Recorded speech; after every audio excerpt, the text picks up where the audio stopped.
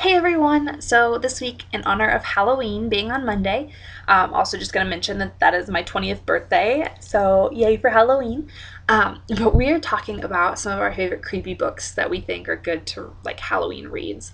And I'm going to go ahead and say that I'm a wimp when it comes to anything creepy, like scary movies and books and things like that. So what is creepy to me may be like um, child's play to you.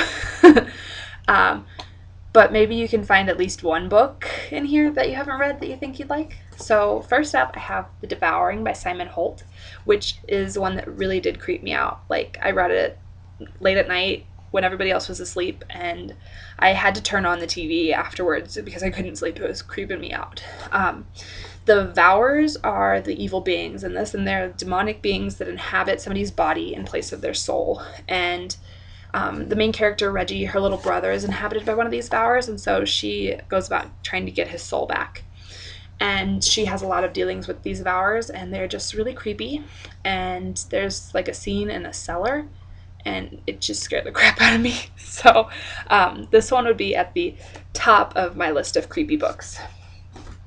Also, one I recently read that's kind of in the middle on the creepy scale, Dearly Departed by Leah Habel. This is steampunk zombie romance. And no, I'm not joking. The author actually started it as a joke, but it is a fabulous book.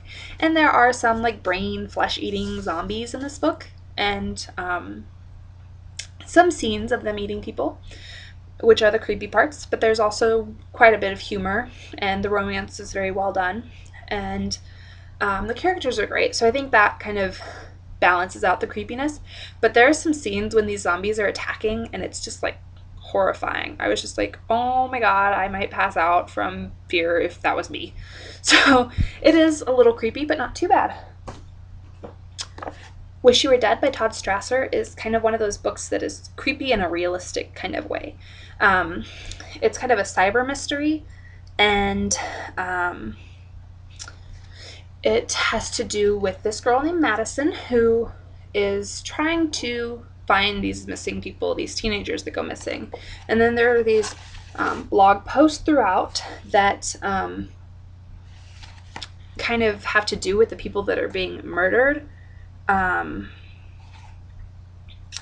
can't remember. I read this came out in 2009, but I think the story is that the murderer is taking these complaints from these blog posts and actually like killing these people.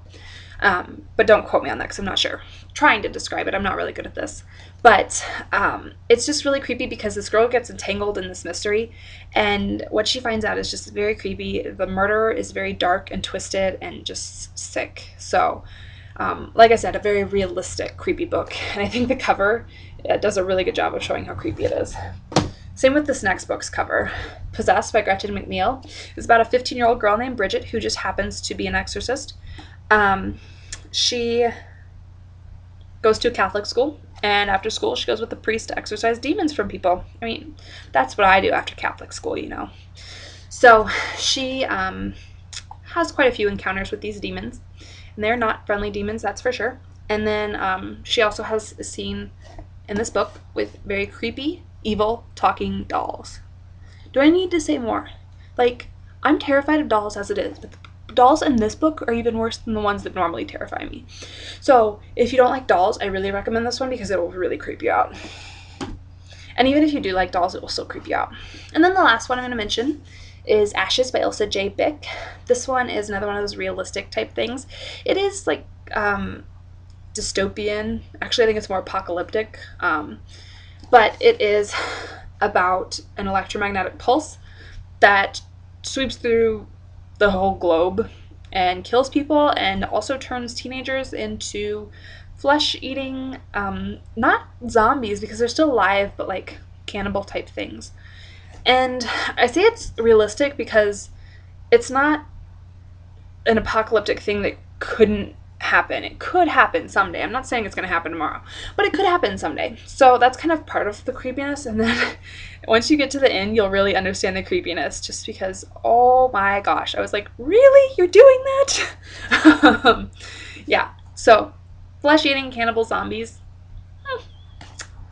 And they're teenagers too.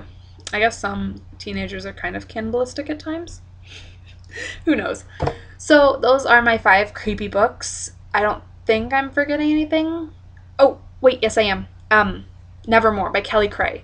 It is kind of based on Edgar Allan Poe stuff, and it's one of those books that's kind of twisted. You don't know what's really happening and what's kind of going on in the characters' heads, things like that. And there are some really dark scenes and some dark people in it. I just thought it was a really good book, and it has a bit of a creep factor. So I'll make sure to link it below so you don't forget it. But those are my 6 books now, I guess, that I would recommend reading in honor of Halloween. And I'm going to stop babbling now because I seem to do that a lot in these videos. But I will see you guys next week.